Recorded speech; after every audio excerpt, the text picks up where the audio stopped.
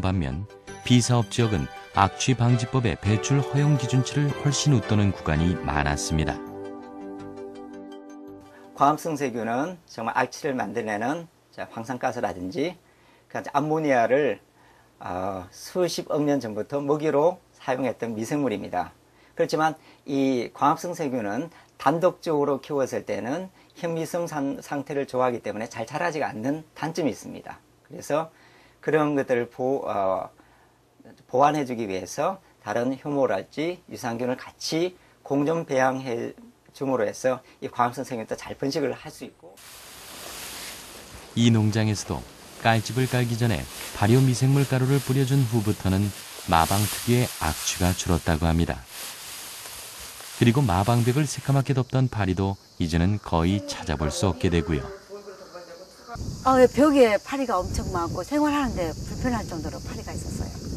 아무래도 냄새도 그렇고 주변 환경이 일단은 똥 있잖아요. 말, 분. 네.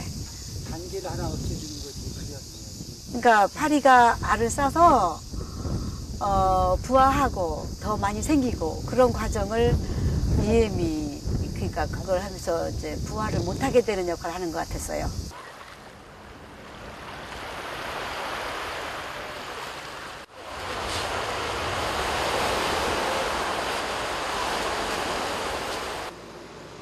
제주도에선 수산물 양식장에서도 유용 미생물이 한 몫을 하고 있습니다.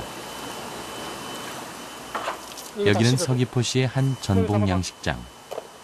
15년째 까막 전복을 양식하고 있는 이곳에선 작년부터 미생물 발효액을 사용하고 있습니다. 바로 이 녀석들이 지난 1년간 미생물 발효액을 섞은 사료를 먹고 자란 까막 전복입니다. 둥근 전복이라고도 불리는 까막 전복은 제주도 특산물이죠.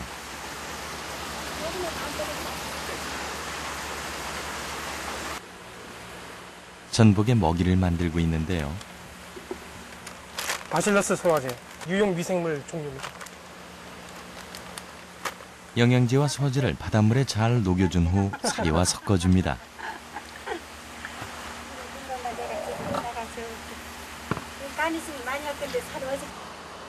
그 다음 필요한 것이 유용 미생물 발효액인데요. 이거 만들어놨던 건데 이제 EM 발효액이요? 예, 바닷물하고 이렇게 섞여가지고 한 열흘이면 발효가 다 되라고. 준비된 사료의 표면이 미생물 발효액으로 골고루 코팅되도록 여러 번 칠해줍니다. 이만 쓰는 데가 없습니다. 양성에도 이거. 그리고는 하룻밤을 그대로 놔둡니다.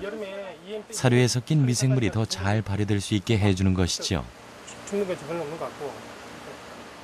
좀 많이 주고.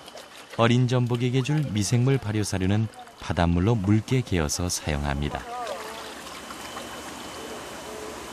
분말 사료에다가 EM을 섞은 거. 예. 아까 그 영양제하고.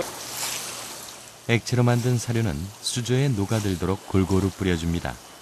이렇게 만든 사료는 스펀지가 물을 빨아들이듯 부유물 없이 수조의 물속에 잘 녹아드는 게 특징이라고 합니다.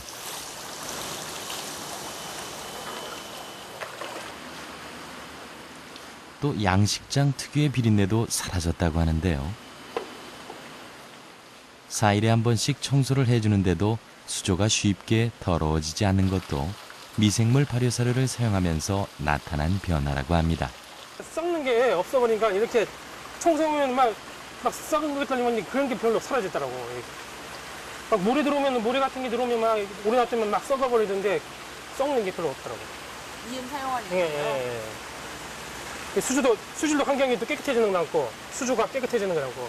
또 막 냄새 같은 거 뭐 이런 비린내 막 보면 막 냄새가 나잖아요. 그런 냄새가 안 나. 거기 잡아니까 꺼내지 말고 잡아니까.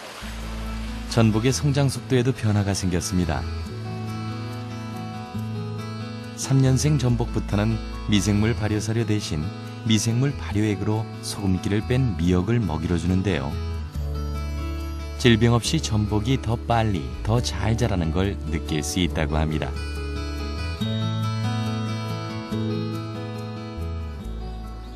제주에서 유용 미생물이 가장 활발하게 사용되고 있는 곳은 농업 부문입니다.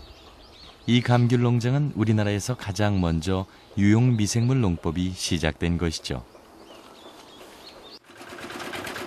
농장의 주인은 이영민 옹, 75세 베테랑 농부입니다. 이영민 옹의 감귤 농장에선 모든 비료가 미생물 발효액을 이용해서 만들어집니다. 화학비료를 줘버리면은 땅이 산나대에서 땅이 죽어버리거든.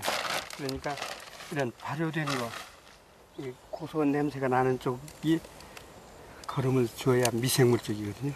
그러니까 땅이 오히려 더 좋아지고 잘 살아나고.